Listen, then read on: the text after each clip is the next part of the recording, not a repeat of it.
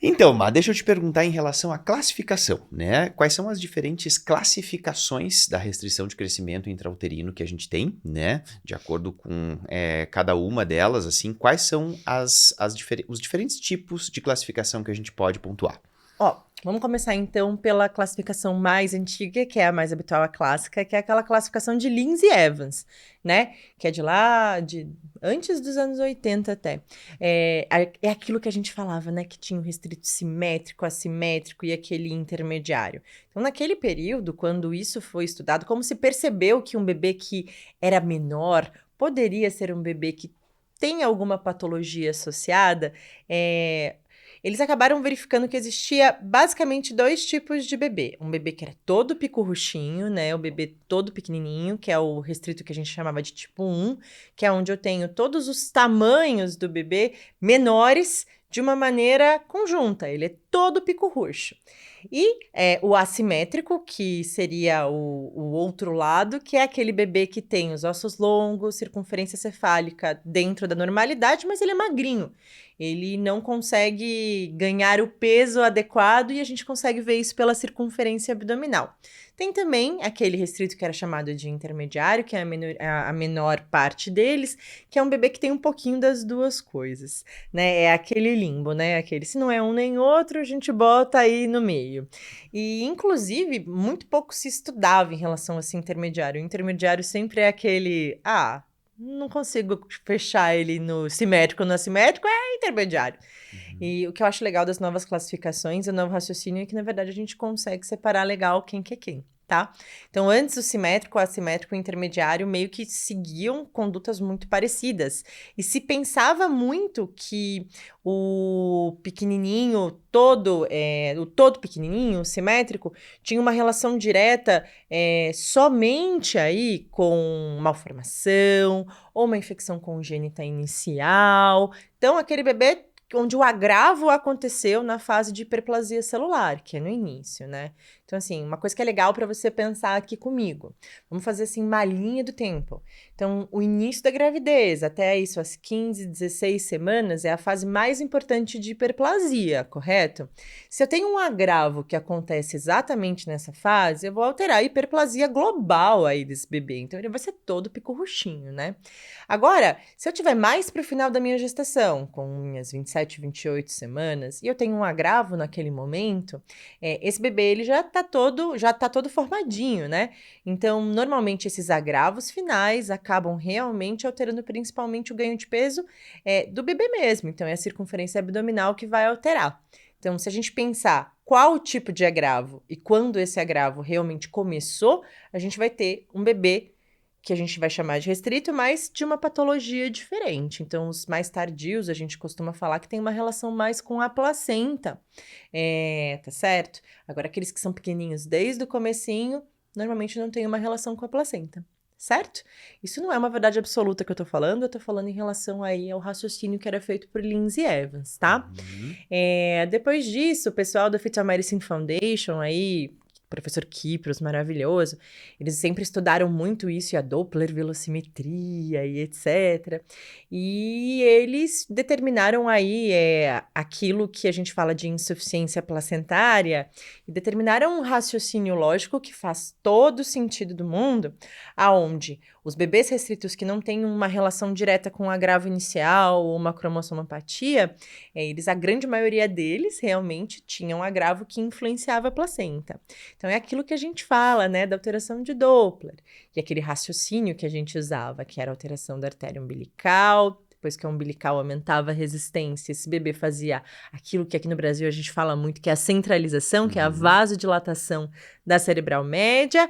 E aí, o raciocínio tem que alterar a umbilical para alterar a cerebral média, e depois, quando chega a um ponto onde realmente esse bebê talvez esteja entrando em acidose metabólica, que é o grande medo, a gente tem a alteração do território venoso, que a gente avalia pelo ducto venoso. Então, esse era o raciocínio, tinha mais relação com pré-eclâmpsia, etc. E era isso que a grande maioria de nós, e talvez a grande maioria de vocês que estão assistindo aí esse videocast, aprenderam e estudaram. Mas aí, saiu um super estudo, super interessante ao redor de 2010, aí de Figueiras e Gráticos, que é o Uhum. pessoal aí de Barcelona. E eles... Famoso, né? Estudo famosíssimo. Nossa, gigante!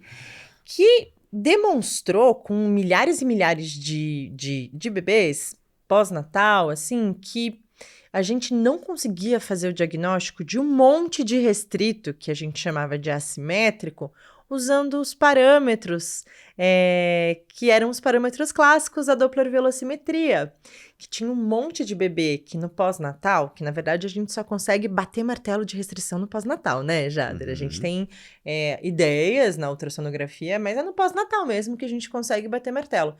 Então, eles conseguiram perceber que tinha um monte de bebê que não evoluía com a alteração da umbilical, então você falava, então não tem insuficiência placentária. Mas nasciam realmente com uma circunferência abdominal menor. E eles falaram, pô, será que a gente tá comendo alguma bola? Será que tem algum outro parâmetro que a gente não tá enxergando? E aí, a gente começou a olhar de uma maneira diferente para aqueles bebês que alteram somente a cerebral média. E aí, nesse momento, houve um questionamento sobre como que nós classificaríamos aí realmente a restrição de crescimento fetal e como deveria acontecer esse acompanhamento. E aí, a gente mudou parâmetros, certo? Acho que tá ficando claro o raciocínio, né? Sim.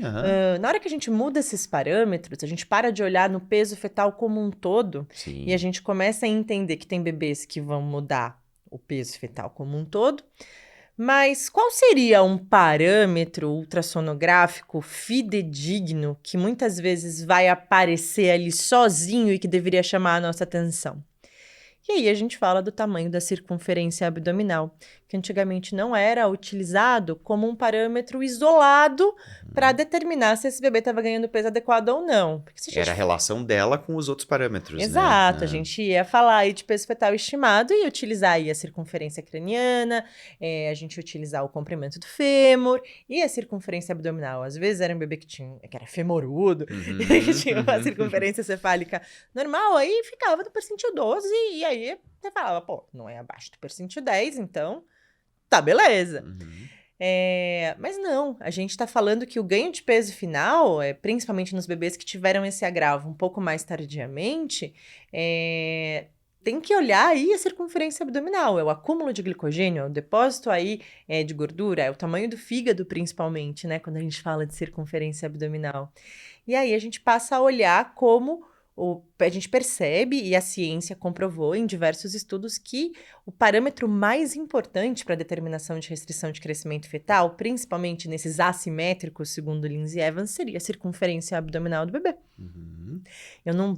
Eu preciso deixar de ser robotizado e pensar só no número do peso fetal estimado, e eu preciso olhar aí cada parâmetro diferente. E talvez o mais importante realmente seja, mas talvez não, com certeza, o mais importante é a circunferência abdominal fetal. E também perceberam que muitas vezes, antes de alterar realmente o meu Doppler, a minha onda aí arterial, esses bebês que não estavam ganhando o peso esperado mais para o final, começavam a priorizar já aí a manutenção do sangue rico de oxigênio e nutrientes no cérebro. Então, existia um tipo de bebê que não alterava o umbilical, ele simplesmente vasodilatava a cerebral média. E por que será? Que raios esse bebê está fazendo esse mecanismo de defesa? Não fazia sentido no raciocínio tradicional isso. Será que ele é um restrito mesmo? Será que ele está fazendo isso por que motivo? Será que esse bebê é um bebê que eu posso deixar ele ficar até o final? E um outro questionamento grande poxa, esses óbitos que aparecem do nada, né? Gestações que foram bem, que de repente tem um bebê uma paciente que chega no hospital para fazer uma avaliação, tá? Começaram a perceber que esses bebês restritos tardios eram os bebês que muitas vezes iam a óbito do nada, sem grandes sinais. E com tudo isso, houve uma proposta de uma nova classificação, que hoje é aceita aí no mundo todo, e inclusive pelo nosso protocolo do Ministério da Saúde, né? A gente fala do Consenso de Delphi, que foi principalmente encabeçado por Grata Cusi Figueira. Perfeito, que inclusive foi endossado, né, então agora pelo Ministério da Saúde na diretriz, né, que eles publicaram em 2022, né? De gestação de alto risco, né? Exato. Então, assim, a gente tem que falar aí do mundo, mas a gente, graças a Deus, já incluiu isso na nossa orientação. Porém, existem alguns protocolos de algumas escolas específicas que ainda existe um pouco de resistência, porque é aquela velha história. Pô, minha vida inteira eu fiz isso, para eu conseguir mudar, às vezes é um pouco difícil, né, Jada? Isso a gente vê em diversas outras áreas da medicina e da ginecologia e obstetrícia também. A gente vê muito ainda, né? O pessoal falar em simétrico, assimétrico, tipo 1, tipo 2, né? Então... Exato, tipo 3 ou intermediário, sei lá, é Isso. meio pequeno aí. Exato. Então, assim, hoje a gente fala aí de restrição de crescimento precoce e tardia. E hoje a gente entende que um bebê restrito tardio não precisa ter uma alteração de umbilical. Perfeito. E não precisa ter um peso fetal estimado abaixo do percentil 10. E não precisa ter... na verdade, ele não precisa ter uma alteração, inclusive, de Doppler, sabe? A gente tem parâmetros muito bem estabelecidos de quando eu tenho que ficar atento. E talvez eu gostaria de fazer até um parênteses um pouco diferente falando sobre isso, que é muito importante, é que a gente carece muito de exames obstétricos bem feitos, né?